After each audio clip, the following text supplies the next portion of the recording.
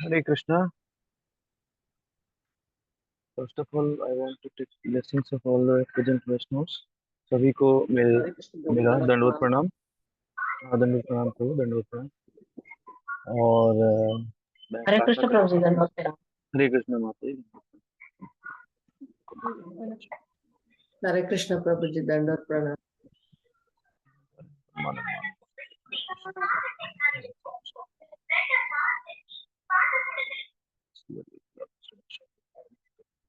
नमो विष्णु पादाय कृष्ण पृष्ठाय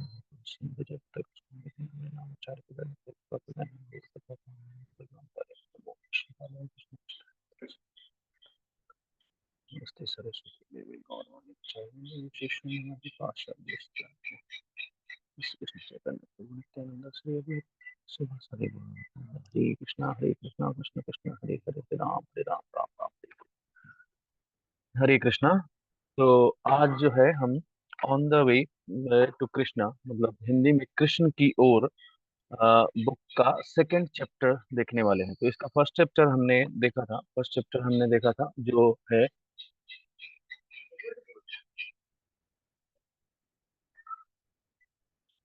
जो first chapter हमने देखा था उसका उसका नाम है सुख का सीधा मार्ग। सीधा मार्ग मतलब कोई ये नहीं है, कोई डाइवर्जन नहीं है, कुछ ऊपर नीचे वाला मार्ग नहीं है, स्ट्रेट वे टू हैप्पीनेस। सीधा मार्ग खुशी का जो है वो हमने पहले देखा था। तो हमने क्या क्या देखा था उसमें कि सुख प्राप्त करने के लिए हमें क्या क्या चाहिए, जैसे इंद्रियां होनी चाहिए, चेतना होनी चाहिए। और सुख फिर प्राप्त कैसे कर सकते हैं वो हमने देखा था कि कैसे कर सकते हैं, कृष्ण भावना भावित होके प्राप्त कर सकते हैं। और कृष्ण भावना भावित होने के लिए हमें क्या करना है वो भी हमने देखा था कि कृष्ण भावना भावित हम कैसे हो सकते हैं। तो अगला जो चैप्टर है इसमें प्रभुपाद जी बता रहे हैं कृष्ण संकीर्तन और कृष्ण को जानने की विधि। जैसे उस चैप्टर में हमें बताया गया था कि कृष्ण को, मतलब कृष्ण भावना भावित तो हो करके हम खुशी को प्राप्त कर सकते हैं। और उसमें संक्षिप्त में बताया भी गया कि हम कैसे कृष्ण भावना भावित हो सकते हैं। उसी चीज को यहाँ पे विस्तृत रूप से हमें बताया जा रहा है कि कृष्ण संकीर्तन और कृष्ण को जानने की विधि क्या है, वो विधि जो है ना इसमें बताया जा रहा है। तो इसका इस चैप्टर का स्टार्ट जो है प्रभुपाद जी ने महामंत्र के साथ में किया है। तो एक बार आप लोग सब लोग मेरे साथ में एक बार महामंत्र बोलेंगे। हरे कृष्णा कृष्णा कृष्णा हरे हरे, हरे राम राम राम हरे हरे। श्रील प्रभुपाद की जय। तो ये जो चैप्टर है ये प्रभुपाद जी ऐसे शुरू करते हैं कि जो ये महामंत्र है ये दिव्य ध्वनि है, मतलब जनरल ये नहीं है। इसका एक और उदाहरण यहाँ दो एक उदाहरण जो है यहाँ पे प्रभुपाद जी ने दिया हुआ है, पर एक और उदाहरण मैंने पहले सुना हुआ है प्रभुपाद जी का। तो वो मैं मतलब बोल लेता हूँ। वो क्या है कि प्रभुपाद जी ने कहीं एक एक लेक्चर में बोला हुआ है कि अगर कोई बोलता है ना कि ऐसा, ये ऐसे कैसे मानेंगे कि ये दिव्य ध्वनि है, तो उनको प्रभुपाद जी ने बोला था कि आप कोई भी मटेरियल वर्ड, एक फॉर एग्जांपल उन्होंने बोला था कोको कोला, जो कोक है ड्रिंक है, तो आप क्या Coca Cola Coca Cola Coca Cola पूरे दिन बोल सकते हैं क्या? कोई बोल सकता है क्या? हरे कृष्णा। नो प्रभु जी। तो आप बट और हरे कृष्ण महामंत्र तो पूरे दिन बोल सकते हैं, ये तो हम लोग जानते हैं, हम अपने ऊपर भी देखा है, अपने बाकी लोगों को भी देख रहे हैं। ठीक है, लोग 120 माला 125 माला करने वाले लोगों को मैंने देखा है। ऐसे लोग हैं अपने पास में जो 100 माला एक दिन में करके फिर भोजन करते हैं, ऐसे लोग दिख जाते हैं हम लोग को। तो जो 100 माला करने में आपको पता है कितना समय लगता है? पता है किसी को? एक 100 माला करेंगे तो कितना टाइम लगेगा? हरे कृष्णा। एक माला करने में आप लोगों को कितना टाइम लगता है? सॉरी, मतलब 7 16 माला मिनट करने में। प्रभु जी। हाँ, एक 7। माला तो 16 माला करने में ऑलमोस्ट 1 आवर और 40 मिनट। यस। तो अगर अगर ये आज कोई आदमी अगर 64 माला कर रहा है, अनलिमिटेड नहीं कर पा रहे हैं, अच्छा ओके, अनलिमिटेड नहीं कर पा रहे हैं वो तो माता जी practice, practice make things perfect.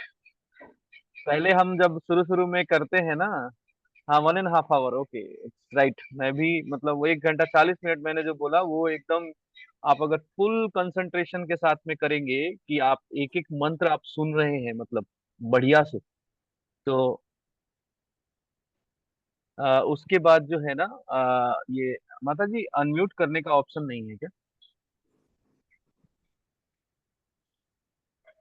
Unmute में ही है तो कुछ नहीं है। नहीं, सरस माता जी ने ये किया है कि अनम्यूट करने का ऑप्शन नहीं है।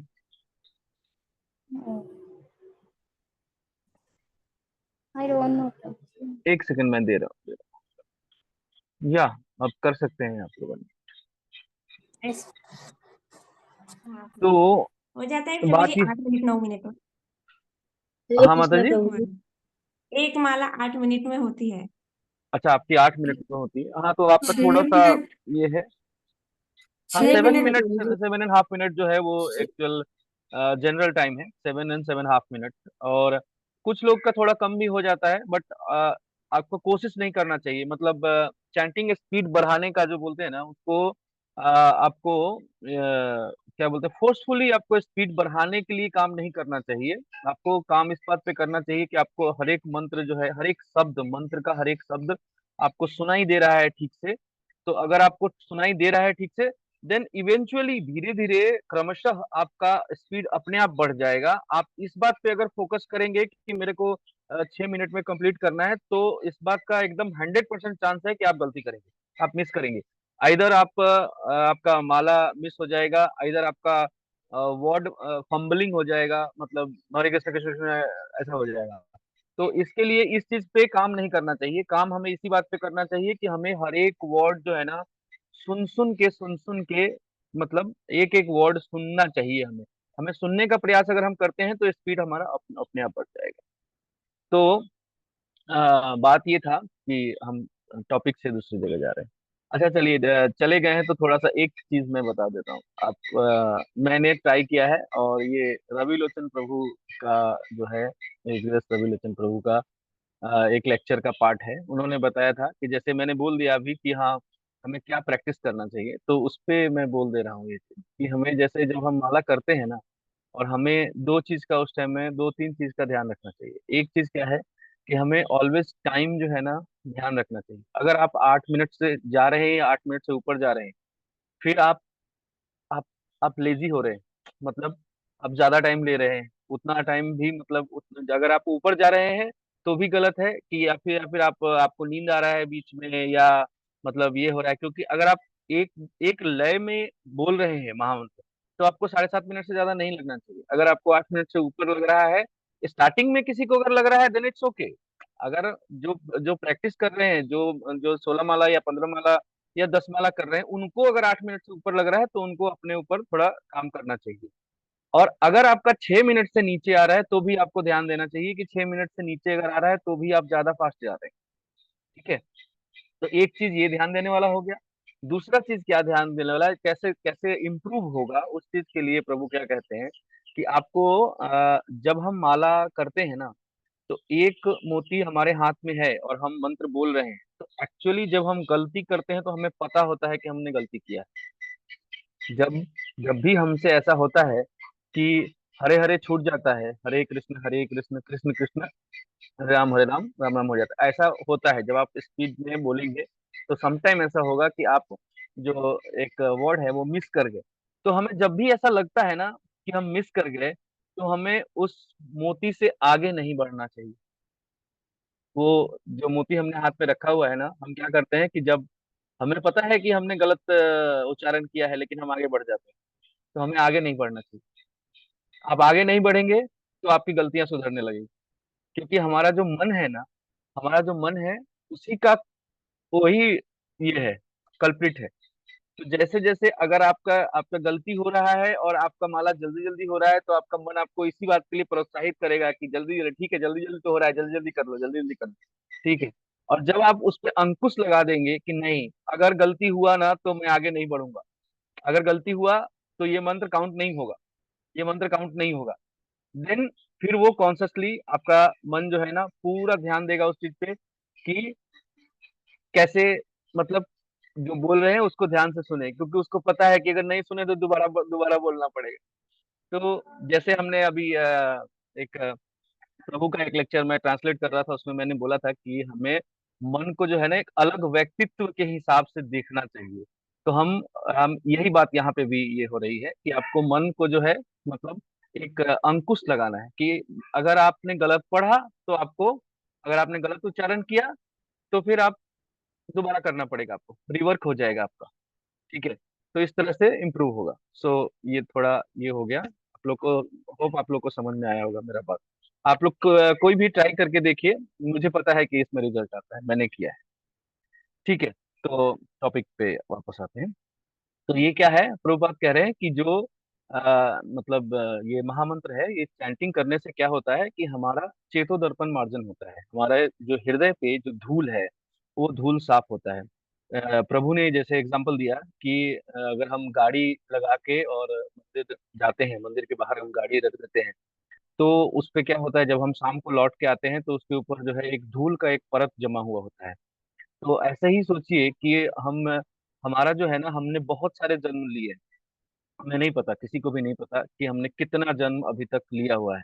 तो इतने सारे जन्मों में जो हमने मतलब अपराध किए हैं, जो पाप किए हैं, वो सब का धूल जो है वो हमारे जो दर्पण है, हमारा जो हृदय का दर्पण है उस पे हमारा जमा हुआ है।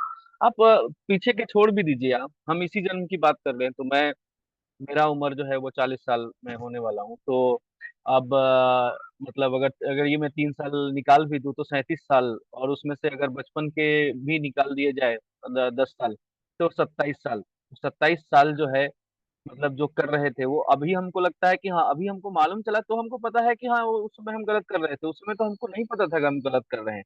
इसका इसमें उदाहरण भी है, आगे एक उदाहरण आएगा जो नैतिकता जो है वो किस तरह का ये होता है। अलग अलग समय अलग अलग जगह पे जो है ना, नैतिकता का एक अलग अलग पैमाना है। जैसे आप हमारे यहाँ प्रभुपाद जी ने इसमें बोला है कि हमारे यहाँ जैसे मतलब हिंदू धर्म के हिसाब से जो है ना, शराब पीना जो है वो ये है, मतलब गलत माना जाता है, अवैध है। और यही आप पाश्चात्य देश में चले जाइए तो वाइन जो है वो भगवान को, उनके गॉड को ऑफर होता है और वो सर्व होता है। तो डेट इज नॉट बैड, वो वहाँ उनके हिसाब से गलत नहीं है। तो नैतिकता का जो है ना वो पैमाना अलग अलग बदल जाता है, ये धर्म समझाने के लिए प्रभुपाद ने इसमें कहा हुआ है। तो क्या है कि जो हमारा हमारा जो हृदय है वो बहुत दूषित है, मतलब हमारे हृदय का जो दर्पण है उस पे धूल का परत जमा हुआ है। तो ये जो महामंत्र का जो जाप है वो हम उस धूल को साफ करके और हमारे हृदय को पवित्र करता है। और इस चीज का प्रमाण आप ऐसे देख सकते हैं कि जब आप चैंटिंग करते हैं, जब आप एकदम सोच लो कि मुझे अब ना मतलब कोई बाहर का कोई चीज पे ध्यान नहीं देना है, एकदम फोकस करना है चैंटिंग पे। तो जब आप चैंटिंग पे फोकस करेंगे तो क्या होता है कि आपको अंदर से ना, मतलब बहुत पुराना सा कोई बात याद आ जाएगा। किसी से कुछ मतलब किसी से कुछ दुश्मनी है कि मतलब समथिंग, कुछ बहस हुआ है, कुछ लड़ाई हुई है, वो याद आ जाएगा। किसी के यहाँ कुछ पैसा देना है, किसी को आपको देना है, किसी का बाकी है, वो याद आ जाएगा। ऐसे ऐसे ऐसे चीजें मतलब जो याद आएंगी, जिनका अभी वास्तविकता से कोई लेना देना नहीं है, उनका वास्तविकता से कोई लेना देना नहीं है। तो इसका प्रैक्टिकल कैसा है कि जैसे हमने धूल की बात की, जैसे हमने धूल का बात किया कि हाँ अगर गाड़ी छोड़ के जाएंगे तो धूल रहे, तो जब आप आते हैं तो आप देख रहे हैं तो धूल जो है वो बैठा हुआ है। आपको दिख रहा है कि धूल है, बट वो आपको परेशान नहीं कर रहा क्योंकि वो बैठा हुआ है। और जैसे ही आप कपड़ा लेकर के उस पे मारेंगे तो वो धूल उठ करके आपके मुंह तक आएगा, वो धूल उड़ करके आपके चेहरे तक, आंखों तक आएगा। ऐसा होगा नहीं होगा? हरे कृष्ण प्रभु जी। प्रभु जी ठीक है कृष्णा। ऐसे ही प्रभु जी, 2-3 दिन से बहुत मन विचलित है, मन बहुत ज्यादा विचलित है, एकाग्र नहीं कर पा रहे प्रभु जी, कुछ ऐसी बातें हो हम्म। गई हैं। हम्म।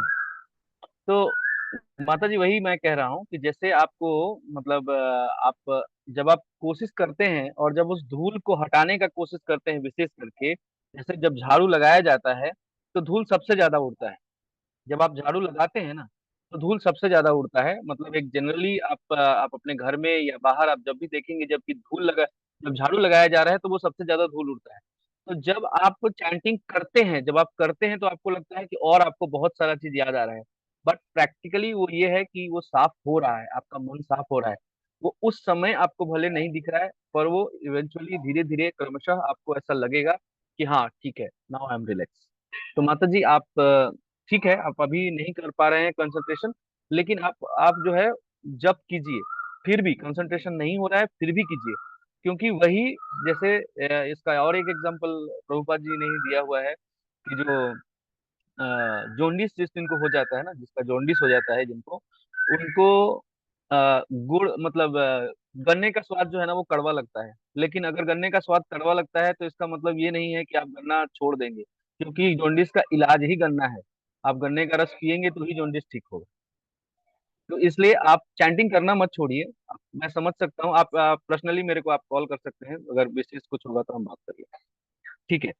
तो ये प्रभुपा जी ने बताया कि चैंटिंग हम लोग को, मतलब चैंटिंग करने से क्या होता है। फिर उसके बाद में प्रभुपा जी बता रहे हैं कि जो इसका गीता का जो 4.7 और 4.8 जो श्लोक है, यदा यदा हि धर्मस्य, उस पे प्रभुपा जी ने डिस्कशन दिया है। तो उस पे क्या है, उसका विश्लेषण किया है। तो उसमें कैसे है कि पहले चीज हमें धर्म समझने के लिए कहा गया है। तो जैसा धर्म जो है ना, मतलब इंग्लिश में जब रिलीजन को ट्रांसलेट करते हैं तो उसका जो मीनिंग होता है वो फेथ होता है। तो ऐसा इसका अंग्रेजी भाषा में विभिन्न प्रकार से रूपांतर होता है। कभी कभी इस शब्द का अनुवाद जो है ना फेथ होता है, but actually it is not faith. मतलब जो हमारे जो इसमें जो मतलब कॉन्टेक्स्ट में जो संस्कृत में जो धर्म यूज हो रहा है, वो फेथ नहीं है। वो फेथ से उसको आप नहीं ले सकते, वो विश्वास नहीं है। वो जो है वो मनुष्य का वास्तविक स्वभाव है, मनुष्य का वास्तविक स्वभाव। तो हमारा धर्म जो है मूलभूत स्वरूप से ये है कि हम पर ब्रह्म के अंश हैं। हमारा जो धर्म है, क्योंकि हमारा जो बेसिक, जैसे हमारा जिसको हम हटा नहीं सकते किसी चीज से, जिस चीज को हटा नहीं सकते उसे हम उसका धर्म कहते हैं। तो फॉर एग्जाम्पल जैसे आप गन्ने कुछ भी चीज से, चाहे वो मिश्री हो, चाहे वो गुड़ हो, चाहे ये हो, उससे आप मिठास को अलग नहीं कर सकते। उससे मीठा अलग नहीं हो सकता, नमक से खारा अलग नहीं हो सकता, पानी से तरलता अलग नहीं हो सकता। प्रभु ने जैसा एग्जाम्पल दिया, उन्होंने भी बोला है ये बात कि जैसे आप बर्फ बना देंगे तो थोड़ी देर के लिए वो ठोस हो जाएगा, बट फिर जैसे ही आप उसको मतलब एयर के कांटेक्ट में जैसे आएगा तो फिर से वो तरल हो जाएगा। तो जिस चीज को हम अलग नहीं कर सकते किसी मनुष्य, किसी किसी भी पदार्थ से, जिस स्वभाव को हम अलग नहीं कर सकते, उससे हम उसका धर्म कहते हैं। तो मनुष्य का धर्म क्या है, अगर इस पे हम बात करें तो हमारा धर्म अथवा हमारा मूलभूत स्वरूप यह है कि हम पर ब्रह्म के अंश है, और ऐसा होने के कारण हमें अपनी चेतना के परम के अनुकूल या उनके अधीन बनना चाहिए। तो हमारा धर्म अगर क्या है, तो हमारा धर्म जो है वो ये है कि मूलभूत रूप हमारा, मतलब वास्तविक हमारा रूप क्या है, जैसे मतलब नमक का खारा होना है, इसका ये है। तो वो है कि हम परब्रह्म के अंश है, परमात्मा मतलब अ, भगवान विभु है, हम अनु है, तो हम उनके अंश हैं। ठीक है, ये हमारा वास्तविक स्वरूप है। इस स्वरूप का जो और जो जो वृत्ति है, जो हम क्या करते हैं, जो स्वभाव है हमारा हमारा स्वभाव जो है वो सेवा है। क्योंकि यहाँ पे जो है प्रत्येक मनुष्य सेवक है। कोई भी यहाँ पे बेसिकली कोई भी यहाँ पे जो है वो ऑनर नहीं है। वो आप कह सकते हैं कि हाँ मैं ये घर ऑन करता हूँ या फिर मैं ये बिजनेस ऑन करता हूँ, पर बेस अगर हम उस बात को गहराई से देखेंगे तो कोई भी जो है वो मालिकाना हक नहीं रखता किसी चीज का। क्योंकि आप अगर देखेंगे तो क्या है कि जो देश का, जो पूरे इस देश का मतलब अपने आप को अभी आप जिसको हम कह सकते हैं कि ये देश जो है वो उनके कंट्रोल में है, पूरा देश का अभी के लिए फिलहाल के लिए वो मालिक है नरेंद्र मोदी जी। तो आप देखेंगे तो वो अपने आप को क्या कहते हैं, वो क्या है वो, हरे कृष्णा, क्या कहते हैं मोदी जी, क्या है वो? अच्छा है कि आप लोग फिर राजनीति देश नहीं का सुनते। जी प्रधान सेवक। हाँ, यस प्रभु, प्रधान से यस। प्रधान प्रधान वो सेवक। वो भी अपने आप को सेवक ही कहलाते हैं, मतलब पसंद करते हैं कि उनको लोग प्रधान सेवक कहे, और बेसिकली है भी। आप कोई भी जो नेता है जब वो एक पद ग्रहण करता है तो वो जनता का सेवक है। और अगर ये चीज हम आप अगर फिर बोलोगे कि हाँ जो बिजनेस ऑन करता है वो तो कम से कम मालिक होगा, तो वो वही मालिक नहीं होता है।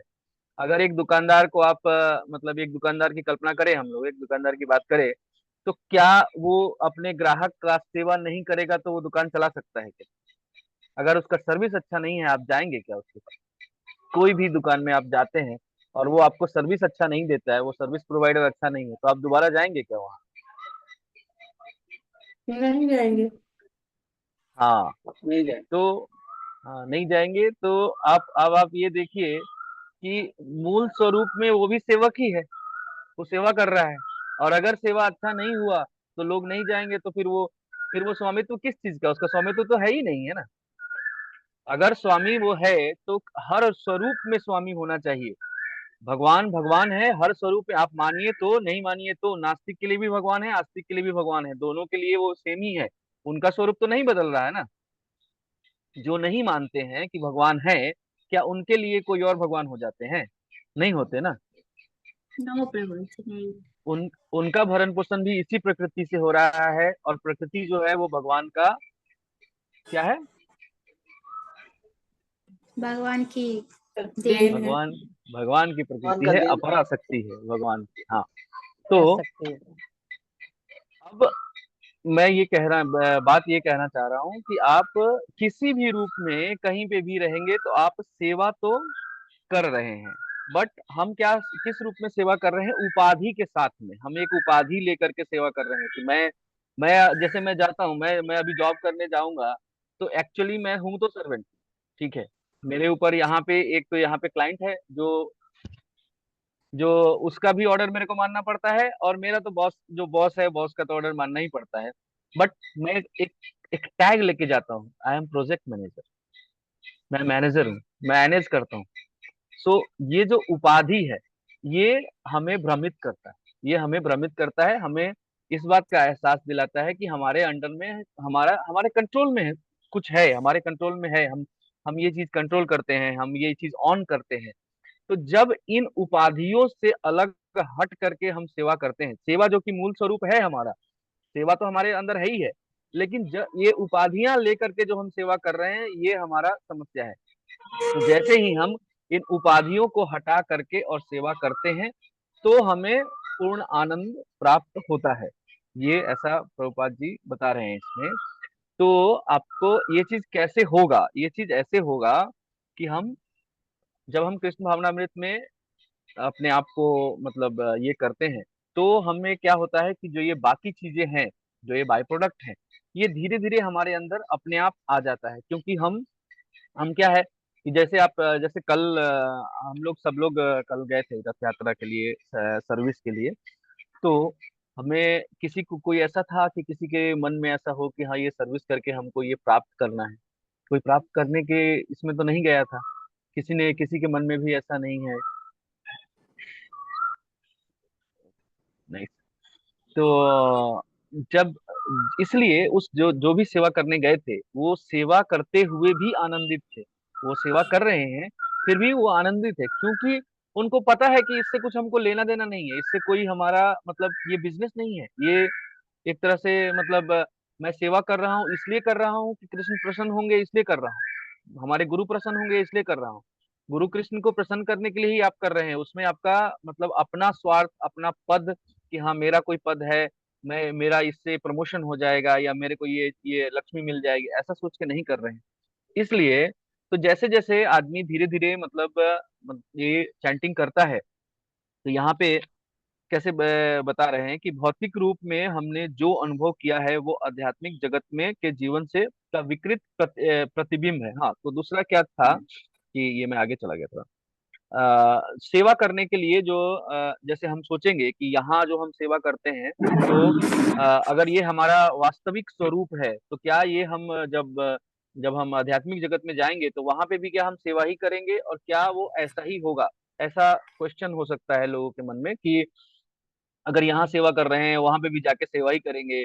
तो इसको देखने के लिए प्रभुपाद जी ये कहते हैं कि यहाँ का सेवा और वहाँ का सेवा जो है, ये दोनों अलग अलग टाइप का है। इसको एक नजरिए से नहीं देखना चाहिए। क्यों नहीं देखना चाहिए? जैसे मतलब जो भगवान खुद ही कह रहे हैं, जैसे भगवत गीता को हम शास्त्र मान के पढ़ रहे हैं, तो हमें भगवत गीता को जो है ना, पूरा जैसे भगवत गीता है वैसे ही समझना चाहिए, जैसे अर्जुन ने समझा वैसे समझना चाहिए। तो भगवत गीता में भगवान क्या कह रहे हैं कि जो मतलब जो ये है, उनका जो लोक है, वो इस ये लोक जो है उस लोक का प्रतिबिंब है, ये है परछाई, परछाई। तो यहाँ पे प्रभुपाद जी ये कह रहे हैं कि ये विकृत प्रतिबिंब है, मतलब परछाई में भी पूरा सही परछाई नहीं है, विकृत है, डिस्ट्रॉयड है, खराब है मतलब। ठीक है।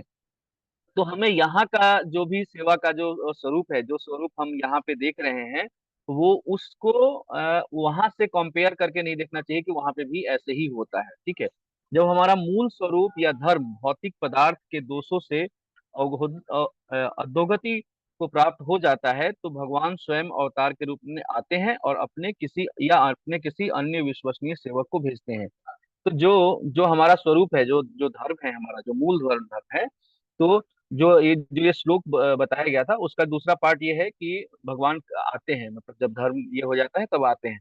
तो वो इसलिए आते हैं कि जब हमारा जो मूल धर्म है, जो हम हमारा जो धर्म है, उससे वो विकृत हो जाता है, हम उससे उससे च्युत हो जाते हैं, वो हम छोड़ देते हैं, तब भगवान आते हैं और उस चीज का पुनर्स्थापना करते हैं।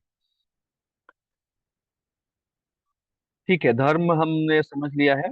और दूसरा, इस श्लोक का दूसरा जो ये है पाठ है, वो है साधु के ऊपर में, पवित्रणाय साधु नाम। तो साधु शब्द से भगवान क्या यहाँ पे कहना चाहते हैं कि साधु शब्द अ, एक उपयुक्त सज्जन व्यक्ति या संत पुरुष का बोध कराता है। संत पुरुष धर्मशील, प्रत्येक के प्रति अत्यंत दयालु, समस्त प्राणियों का मित्र, किसी का भी शत्रु नहीं और सदा शांत चित्त होता है। तो ये साधु पुरुष का व्याख्या है। तो इसमें जो प्रभुपाद जी ने बाकी जगह पे भी बताया है कि पूरा 26 क्वालिटी होता है, 26 गुण होते हैं, जो एक एक वैष्णव में, एक साधु पुरुष में होने चाहिए।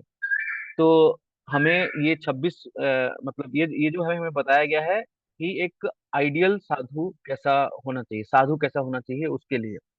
फिर आगे जो है, इसके आगे क्या बोलते हैं प्रभुपाद जी, क्या एग्जाम्पल देते हैं, 9.30 और 31 का एग्जाम्पल देते हैं। तो वो जो है, अपि चेतसो तो दुराचारो भजते माम अनन्य भाग साधुरेव स मन्यवत सम्यवेग स्थितो हित। सॉरी, मेरा थोड़ा संस्कृत, मेरा थोड़ा ये है। तो यदि कोई व्यक्ति जघन्य से जघन्य कर्म करता है, किंतु यदि वह भक्ति में रत रहता है, तो उसे साधु ही समझना चाहिए, क्योंकि वह अपने संकल्प में अडिग है। तो इसका मतलब ये है कि जैसे पहले से जो जिसने भी जो कर्म किए हैं, पहले जो कर्म किए हैं, उसको ले करके हमें अभी उसका वर्तमान स्थिति को जज नहीं करना चाहिए। जैसे यहाँ पे जैसे एग्जांपल दिया है प्रभुपाद जी ने कि जो फैन है, जब फैन चल रहा होता है और हम उसका स्विच बंद कर देते हैं, तो स्विच बंद करने के कुछ देर बाद तक फैन घूमते रहता है, उसके बाद में वो बंद होता है। उसी तरह से जो इंसान जो कर्म कर रहा है और जो उसके अंदर में जो वृत्तियां बन रही है, जो उसकी आदतें बन रही हैं, वो धीरे धीरे छूटेंगी। अगर वो अभी उसने कृष्ण भावनामृत ये कर अपना लिया है, वो चैंटिंग कर रहा है, वो सेवा कर रहा है, वो सब कुछ कर रहा है, बट उसके अंदर उसके पास्ट लाइफ के वजह से कुछ प्रॉब्लम्स हो सकते हैं, एंगर इशू हो सकता है, किसी के अंदर मतलब बहुत टाइप का होता है। I don't want to go in this, मतलब उसमें मैं ज्यादा डीप में नहीं जाता, बट हो सकता है कि किसी के लालच है, किसी के अंदर है, भाई वो पहले से उसके अंदर है। अच्छा, उसका एग्जाम्पल है यहाँ पे बहुत अच्छा, कि जैसे एक चोर है, वो जो है यात्रा में जा रहा है, तीर्थ यात्रा में जा रहा है। तो चूंकि उसका जो वृत्ति है चोरी करने का, इसके वजह से वो क्या करता है कि जब जब रात होता है ना, तो उसको चोरी करने का इच्छा होता है कि चोरी मतलब उसको करना है, क्योंकि वो चोर है, तो उसको उसका आदत है चोरी करना। तो वो चोरी करना है, लेकिन उसके मन में जो है ना, ये भी ख्याल आ रहा है कि मैं तो तीर्थ स्थान पे आया हूँ, अगर मैं मतलब मैं चोरी करूँ ये अच्छा बात नहीं है, क्योंकि मैं पुण्य कमाने के लिए आया हूँ, तो मैं क्यों किसी का, और ये लोग जो है ये मतलब धर्मात्मा है, ये लोग तीर्थ जा रहे हैं, तो इनका सामान चुराना जो है वो गलत है। तो ये दोनों द्वंद में वो मतलब लगा हुआ है कि उसको उसके दिमाग में एक बार वो बोल रहा है, दिमाग मन उसका कभी बोल रहा है कि नहीं तुमको करना ही है, तुम्हारा मतलब ऐसे जैसे एक एक नशा होता है किसी किसी आदमी को, तो उसको एक्चुअली में उसको पता होता है, हर आदमी को पता होता है कि हाँ वो जो कर रहा है वो गलत कर रहा है। लेकिन उसके अंदर से इतना वो क्रेविंग होता है उस चीज का कि वो रोक नहीं पाता अपने आप। तो क्या है कि वो क्या करता है, जो चोर है वो क्या करता है कि जो सामान है ना लोगों का, वो एक्सचेंज कर देता है, एक का उठा के दूसरी जगह, दूसरे का उठा के दूसरी जगह, ऐसे ऐसे करके मतलब रख देता है। तो क्या है, वो अपने अपने मन को वो रोक नहीं पाया। मतलब उसके मन में दोनों चीजें चल रही हैं, एक तो ये भी है कि भाई ये नहीं करना है, और एक ये भी है कि उसका मन उसको करने से कितना इतना प्रेरित कर रहा है कि उसको करना ही है। तो वो दोनों की सुन लेता है, मतलब चुरा के कहीं ले भी नहीं गया, और वो कर भी दिया, उठा के इधर उधर कर दिया। तो सुबह जब मतलब जब लोग उठते हैं तो लोग बहुत परेशान होते हैं कि उनका सामान नहीं मिल रहा है, किसी का किधर चला गया, किसी का किधर चला गया, ऐसे। तो वो क्या करता है कि जब सब लोग शांत हो जाते हैं, मिल जाता है, तो लोगों को वो बताता है कि ऐसे ऐसे ये जो है मैं एक चोर हूँ, और मैंने इसलिए किया क्योंकि मेरा मेरा मन जो है वो मतलब मुझे बहुत ये प्रेरित कर रहा था कि नहीं, चोरी करना ही है। तो इसलिए मैंने अपने मन को ये करने के लिए ऐसा कर दिया, तो मुझे माफ कर दीजिए। तो लोग जो लोग वहां जा रहे होते हैं वो लोग उसको माफ कर देते हैं, इसलिए कि देखिए, प्रवृत्ति उसके अंदर है, पर वो उस प्रवृत्ति से लड़ रहा है। अगर उस कंडीशन में आप, इसका एक प्रैक्टिकल एग्जांपल ये है कि उस कंडीशन में अगर आप उसको एक्सेप्ट नहीं करते हैं, और आप उसका मतलब भर्त्सना करते हैं, उसको क्रिटिसाइज करते हैं कि तुम ऐसे हो, तुम वैसे हो, देन फिर वो वापस वापस लौट जाएगा ना। फिर उसके बाद में उसको ये लगेगा कि हाँ, फिर तो ये लोग अच्छे थोड़ी हैं, ये लोग भी तो वैसे ही हैं, जैसी दुनिया है वैसे ही ये लोग भी है, तो फिर इनके साथ में क्यों रहना, फिर इनके साथ में क्यों रहना, भक्ति क्या करना, और ये कौन सी भक्ति ये कर रहे हैं, ये भी ढोंगी कर रहे हैं, ये बात करने का तो इनको ये नहीं है, पेशेंस नहीं है, अगर मैंने ऐसे बोला तो इन्होंने भी तो जवाब ऐसे ही दिया।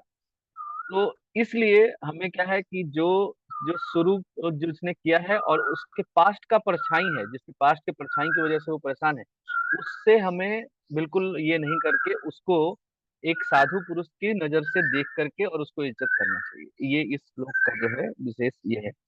तो इसके बाद जो है 9.31 में प्रभु भगवान कृष्ण बता रहे हैं अर्जुन को कि वह शीघ्र ही धर्मात्मा हो जाता है और अस्थाई शांति प्राप्त कर लेता है। है? हे कुंती पुत्र, निडर होके घोषणा कर दो कि मेरा भक्त कभी नष्ट नहीं होता, ना में भक्त का प्रचंती, मेरा भक्त कभी नष्ट नहीं होता। तो ये पहले वाले श्लोक का कंटिन्यूशन है, दूसरा वाला, कि जैसे जो जब शुरू कर दिया है, किसी ने शुरू कर दिया है, और अभी उसके अंदर प्रॉब्लम्स है, अभी उसके अंदर प्रॉब्लम्स है, अभी अभी दुर्गुण है उसके अंदर, फिर भी आप ऐसा मतलब आप कह दो कि वो धीरे धीरे क्या है, क्रमशः वो अपने आप को शुद्ध कर लेगा, और वो फिर गिरेगा नहीं। तो ये चीज जो है हमें ध्यान रखना चाहिए कि जो जो भी हमें ऐसे लोग अगर मिलते हैं तो उनके साथ हमें कैसा व्यवहार करना चाहिए। ठीक है, इसके बाद में भगवान जो है वो बताते हैं, जैसे श्लोक नंबर 4.9 है, जन्म कर्म चमे चमे दिव्यम, और जो भी इसको तत्व से जानता है, हे अर्जुन, जो व्यक्ति मेरे जन्म और कर्म के दिव्य भाव को वस्तुतः जान लेता है, वह देह त्याग करने के उपरांत फिर इस भौतिक जगत में जन्म नहीं लेता, अपितु मेरे सनातन धाम को प्राप्त होता है। तो यहाँ पे क्या है कि सॉरी, हमें ये सदा स्मरण रखना चाहिए कि हम भगवत गीता को एक शास्त्र, अच्छा ये तो मैंने बता दिया। अच्छा, ये है विशेष हाँ, भगवान जो है यहाँ पे किस लिए आते हैं वो ये इसमें मतलब बता रहे हैं कि जैसे जन्म, हम लोग बहुत बार क्या होता है, लोग जो है ये कर जाते हैं कि भगवान का जन्म हुआ था, भगवान का जन्म हुआ था, और जब जन्म हुआ तो उनके साथ में कर्म भी जुड़ा हुआ है। तो इस चीज को, कर्म जुड़ा हुआ है, और उन्होंने भी वो बोलते हैं बहुत लोग ऐसा कि क्या हुआ, वो कैसे भगवान है कि वो भी, उन्होंने उनका भी जन्म हुआ था, वो भी बड़े हुए, उन्होंने भी कर्म किए, वो भी उनको भी श्राप लगा, वो भी मारे गए, ठीक है, उनको भी तीर मार करके ये मारा गया। उस चीज को क्लियर करने के लिए यहाँ पे ये श्लोक जो है वो ये है, जन्म कर्म चमे दिव्यम। और जो इसको तत्व से जानता है, जानने की बात नहीं हो रही है, तत्व से जानता है, जो इसको तत्व से जानता है, वो इस जन्म मृत्यु जरा व्याधि के चक्र से छूट जाता है। तो छूट जाता है, कौन छूट जाता है, कोई भी जो जो जान लेता है, क्योंकि भगवत गीता दो टाइप के लोग पढ़ते हैं, एक भक्त और एक जो अपने आप को स्कॉलर बोलते हैं, वो भी पढ़ते हैं। तो जो स्कॉलर है वो उसमें से वही चीज, आप क्या ढूंढ रहे हो वही चीज आपको मिलेगा, जो आप ढूंढ रहे हो वही आपको मिलेगा। तो आपको तो उनको कृष्ण को जो है सिर्फ जानना नहीं है, सिर्फ जानने के मतलब है कि जैसे मतलब एक कथा जो हमने शुरू से सुन रखी है, जैसे कि हाँ भगवान कृष्ण थे, आए थे, भगवान विष्णु के अवतार थे। तो उस तरह से तो हम लोग जानते थे ना, पहले से भी जानते थे, हमारे ख्याल से सब लोग जो भी यहाँ पे हैं सब लोग तो पहले से जानते थे। फिर अब हम लोग कौन सा वाला जान रहे हैं, अब हम लोग और क्या क्या है। अगर अगर जिसको लोग जानना कहते हैं, जिसको जिसको संसार में लोग सिर्फ जानना कहते हैं ना, वो तो सब लोग जानता है, वो तो सब लोग जानता है। क्या 5,000 साल पहले एक महापुरुष हुए कृष्ण, उनका नाम कृष्ण था, सुदर्शन चक्र चलाते, ये सब तो सबको पता है। फिर जिसको अभी हम जानने का कोशिश कर रहे हैं, वो भी भगवान भगवत गीता में ही कहते हैं कि कौन मुझे जान सकता है, कौन जान सकता है। तो उसके लिए भगवान ने क्या कहा है, किसी को याद है वो श्लोक? मेरा तो श्लोक ऐसे ही मेरे को बहुत कम याद रहता है, मैं मीनिंग से याद कर लेता हूँ श्लोक मेरे को।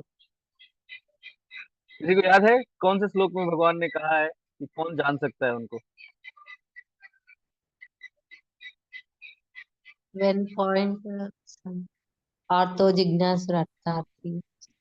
नहीं माता जी, इसमें तो ये कहा है कि कौन कौन आता है, पर कौन भगवान को जान सकता है? हमें भी जानना चाहिए। यस, भक्त्या माम क्या अभिजानती। जानना चाहिए। श्लोक नंबर 1855, 18वें अध्याय का 55 श्लोक है ये। इसमें भगवान कहते हैं, मैं जितना और जो हूँ उसे केवल भक्त ही जान सकता है।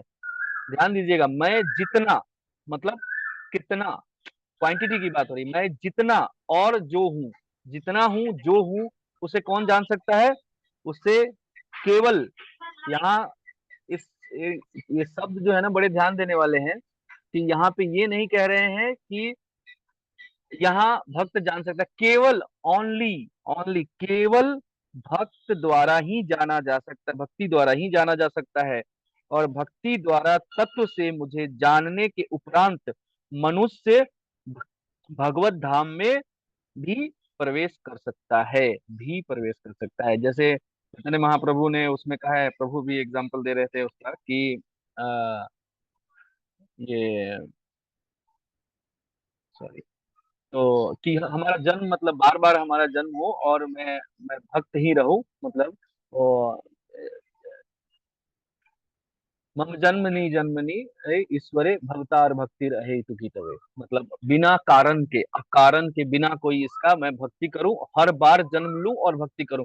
वो वहां जाने की बात नहीं कर रहे हैं, वो भगवत धाम में जाने की बात नहीं कर रहे हैं, वो कह रहे हैं कि हर बार जन्म हो और मैं भक्त ही रहूं ऐसे।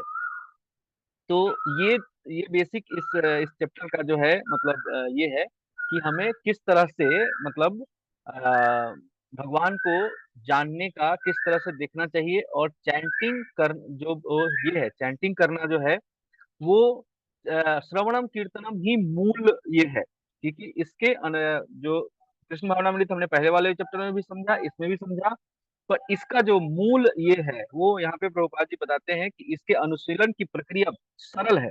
श्रवणम कीर्तनम, भगवान नाम का श्रवण और कीर्तन हमें हमें सुनने के अतिरिक्त और कुछ नहीं करना। क्या? सुनने के अतिरिक्त कुछ नहीं करना। ध्यान से सुनने पर आत्मज्ञान की प्राप्ति निश्चित है। श्री कृष्ण अवश्य ही हमारी सहायता करेंगे क्योंकि वे हमारे हृदय में सदा विराजमान है। हमें तो केवल थोड़ा सा समय निकालकर प्रयत्न करना है। ये स्लिप ये डायरेक्ट मैं पढ़ रहा हूँ, ठीक है। हमें किसी के द्वारा ये पूछे जाने की आवश्यकता नहीं पड़ेगी कि हम प्रगति कर रहे हैं या नहीं कर रहे हैं। हमें इसका पता अपने आप ही लग जाएगा। जैसे एक भूखे व्यक्ति को पेट भर भोजन करने पर तृप्ति का अनुभव होता है, जैसे कि एक आदमी को आप खाना दीजिए तो वो किसी और से पूछेगा क्या कि मेरा पेट भर गया कि नहीं भर गया। अगर आदमी खाना खा लेता है, प्रसाद पा लेते हैं, तो उसके बाद किसी और से पूछना पड़ता है क्या कि मतलब मेरा पेट भरा है कि नहीं भरा है? नो प्रभु जी। नहीं प्रभु नहीं। हाँ, तो उसी तरह से प्रभुपाद जी इसमें ये कह रहे हैं कि जब आप कृष्ण भावनामृत में प्रगति करेंगे तो आपको किसी और से पूछने की जरूरत नहीं पड़ेगी, कोई प्रमाण की जरूरत नहीं पड़ेगी। आपको खुद ही वो आनंद और वो तृप्ति अनुभव होने लगेगा कि हाँ, मैं खुश हूँ और मैं आनंदित हूँ। और करने के लिए भी एकदम क्लियर बोल रहे हैं कि और कुछ ज्यादा जो है ना, बहुत ये नहीं कि हाँ कोई योग थोड़ी करिए, कोई अष्टांग योग नहीं करना है, कुछ मतलब कोई विधि फॉलो नहीं करना है, आपको श्रवणम कीर्तनम पे ही फोकस करना है बस।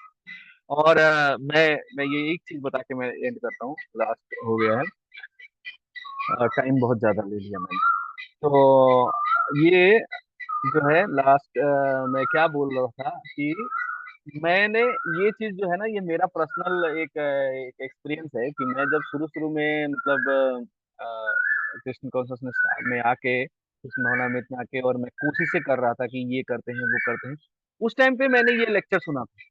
ये वाला जो लेक्चर है, ये मैं जब मैं पढ़ रहा था दोबारा तो मुझे याद आया। उस टाइम पे मैंने ये लेक्चर सुना था, प्रभुपाद जी ने वृंदावन में, ये जो बुक है, ये लेक्चर्स का, प्रभुपाद जी के भगवत गीता पे लेक्चर्स का समरी है। जो प्रभुपाद जी ने अलग अलग समय पे जो भगवत गीता के ऊपर जो लेक्चर दिया है ना, उन लेक्चर्स का ये है, ये मतलब संग्रह है, ये जो बुक है।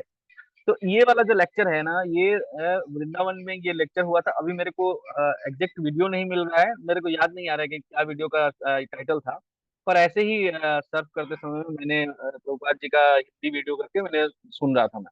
तो उसमें प्रभुपाद जी ये सारा बता करके और वो कंक्लूड यही करते हैं कि आपको कुछ नहीं करना, आपको कुछ नहीं करना। देखिए, आप सिर्फ आइए, हम हम प्रसाद, कृष्ण प्रसाद बना रहे हैं, आप कृष्ण प्रसाद खाइए और कृष्ण कथा सुनिए और चैंटिंग कीजिए, बस इतना ही करना है, कुछ भी नहीं करना है।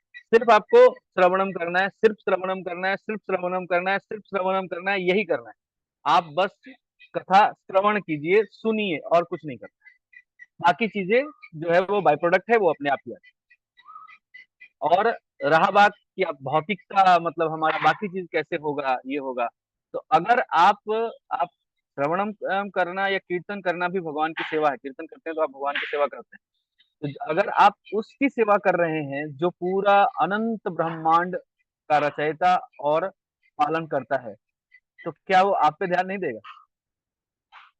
साधारणतः मैं नौकरी करता हूँ, मैं दिन में जाके जो सेवा करता हूँ, उसके लिए उसके लिए भी जो भी, अगर अगर हमारा जो बॉस है, अगर वो ध्यान नहीं देता है या फिर मेरा ध्यान नहीं रखता है चीजों पे, तो क्या करते हैं हम लोग? नौकरी स्विच कर देते हैं ना, छोड़ देते हैं ना नौकरी।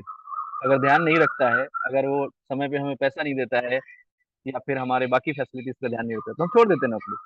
तो आप एक साधारण जो जो भौतिक मालिक है, वो भी इस चीज का ध्यान रखता है कि उसके अंदर में जो जो जो लोग उसकी सेवा कर रहे हैं, उसका वो ध्यान रखे। तो क्या जो जो हमारे एक्चुअल माता पिता है, एक्चुअल ऑनर है हमारे, क्या वो हमारा ध्यान नहीं रखेंगे?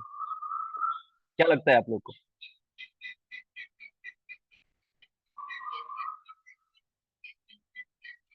बहुत हाँ प्रभु जी, वो तो ध्यान रखते हैं और हम भी उनके ध्यान रखना चाहिए 100%। हाँ, वही वही मैं कह रहा हूँ कि हमें ध्यान रखना चाहिए, और वो भी ध्यान रखते हैं। ये अब सबका अनुभव तो मैं नहीं कह सकता, पर मेरा अनुभव पर्सनल तो ये है कि कोई छोटा सा, मुझे लगता है कि मैं पता नहीं क्यों मैंने इसके लिए सोच लिया था कि भगवान ध्यान रखेंगे। मैंने ऐसा क्यों सोचा था, मैंने मुझे बहुत बार ऐसा अफसोस होता है कि ये बहुत छोटा सा काम था, फिर भी मन में अपने आप आ जाता है कि कुछ ऐसा होने वाला है और मुझे नहीं समझ में आ रहा है क्या। हाँ ठीक है, भगवान जाने कैसे होगा, वही देखेंगे क्या करना है, ठीक है, ऐसा सोच के मैं छोड़ देता हूँ। और फिर वो हो जाता है तो मैं सोचता नहीं, ये तो मुझे खुद कर लेना चाहिए था ना, मैं क्यों इसमें बोला कि भगवान ये होना।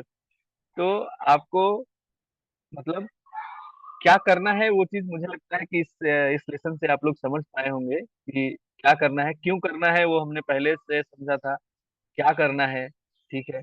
और उसको प्रभुपाद जी ने बहुत अच्छे से समझाया है इसमें। और मैं दोबारा से आप लोग को रेकमेंड करूंगा कि आप लोग ये जो है ना, पढ़िए भी। सिर्फ ठीक है, मैं कह रहा हूँ या फिर प्रभु ने बोला है, तो आप लोग को हमने कोशिश किया, मैंने कोशिश किया कि मैं समझा पाऊँ। मुझे पता है कि मैं पूरी तरह से इसमें ये नहीं हूँ, मैं मतलब दक्ष नहीं हूँ इस कार्य में। मैंने इसका लिंक दे दिया है आप लोग को इसमें। तो मैं इस कार्य में उतना दक्ष नहीं हूँ, तो मुझे पता है कि मैं पूरी तरह से आप लोग को नहीं समझा पाया होऊंगा। लेकिन आप लोग पढ़िए, क्योंकि आप जब पढ़ेंगे तो आप बहुत सारी चीजें ऐसा है जो समय के इसके वजह से या मतलब अज्ञानतावश हम नहीं बोल पाते हैं, वो भी आपको समझ में आएगा। या आपका अपना नजरिया है, आप अपने नजरिए से पढ़ेंगे तो आपको एक अलग चीज भी समझ में आएगा। इसलिए आप लोग साथ में जो है, ये पद्धति भी ऐसा ही है कि आपको मतलब पहले जो है, जैसे श्रवणम कीर्तनम है, वैसा पढ़ने का भी, स्क्रिप्चर पढ़ने का भी जो है ऐसा ही सीक्वेंस है। श्रवणम, पठनम, मननम, इस तरह से सीक्वेंस है। तो आपको पहले जो है, मतलब जैसे अभी आपने सुना, इसके बाद आपको पढ़ना चाहिए, क्योंकि इसके बाद आप पढ़ेंगे, फिर मननम होगा। मननम आपके आपके अपने आप होगा, क्योंकि आप जब पढ़ेंगे तो आपके अंदर में जो है वो अपने आप वो चलता रहेगा कि हाँ, प्रभु जी ऐसे बता रहे थे, लिखा ऐसे है, तो आप खुद उस पे जो है अपना आपके दिमाग में वो चलता रहेगा। ठीक है। हरे कृष्णा कृष्ण कृष्ण हरे हरे, हरे राम राम राम हरे हरे।